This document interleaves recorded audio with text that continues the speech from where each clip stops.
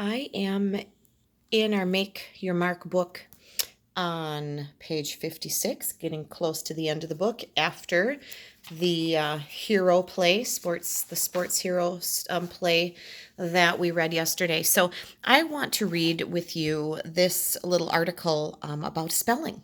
It's the spelling bee, the National Spelling Bee. And when you are in fifth grade, it might even be fourth grade, you get an opportunity to be in our school spelling bee. And the local winners in our school go on to a bigger competition in Ashland. And then the top competitors and winners in Ashland go on from there. I'm not sure if it's state competition.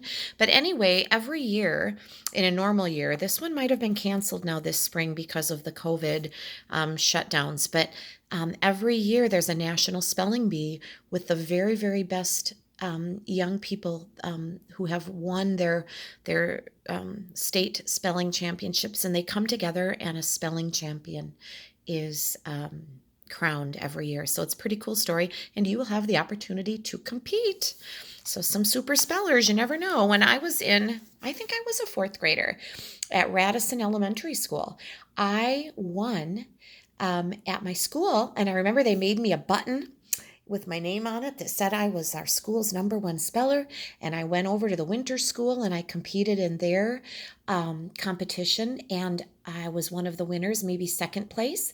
I was a fourth grader, and I went with an eighth grader that had won, and we went to Ashland, and I competed there, and I did not win at Ashland. I have kind of a funny story about that, but I remember that experience, and maybe you'll have that opportunity as well. So this article is called Champion. Imagine you are standing on a stage. Hundreds of people in the room are watching you. Millions are seeing you on TV. A man says the word is champion. It is up to you to spell it. That's how kids in the National Spelling Bee feel. Each year, more than 250 kids in elementary and middle school make it to the final bee. They come from all over the United States. A few even come from Canada, the Bahamas, and other countries. Oops, forgot a line here.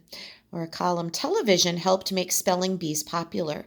In 1994, the TV sports station ESPN started showing the national final bee. After that, spelling bees grew fast and the bees got harder. To get to the national bee, each speller works up through many smaller bees. A classroom bee might be the first one. The winner then competes against students from other classrooms in the school. One student will win. That winner will spell against students from other local schools. Finally, the Scripps National Spelling Bee is held in Washington, D.C., and is shown on TV.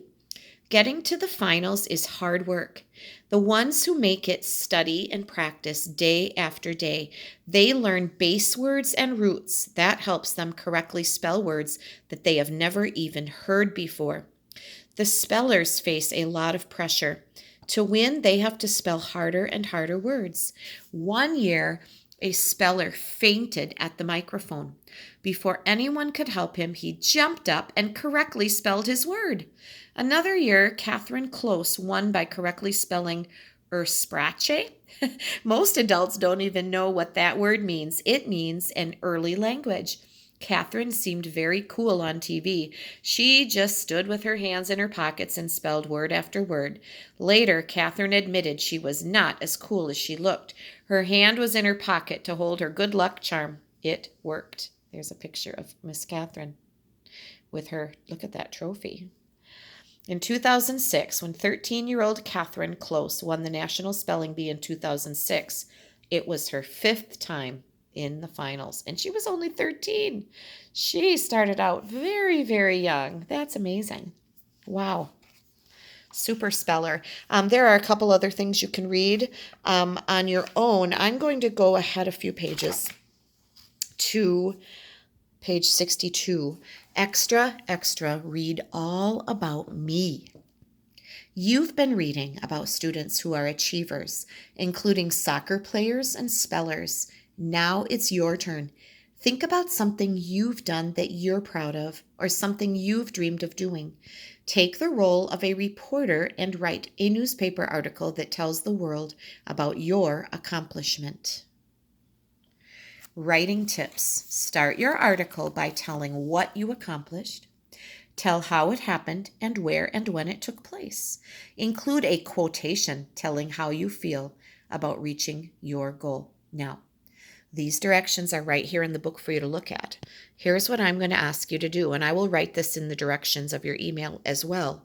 Write an article, which could be a longer paragraph, and tell me in detail about something that you've accomplished, how it happened, where and when it took place.